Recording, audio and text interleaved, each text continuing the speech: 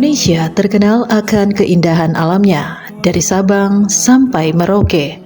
Membentang luas bagai terapung di atas samudra, begitupun Bola Mongondo, tanah kelahiranku.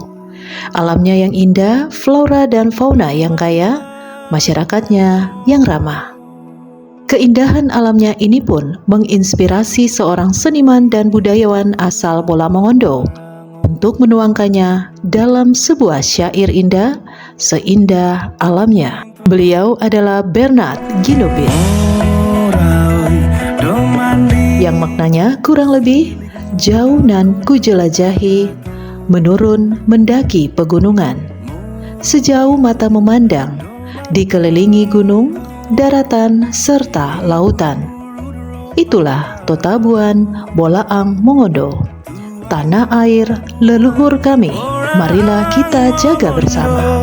Ribuin mogogu yang natur, oh yotong pia aranoyon ama simba mo kodung kulkong kopia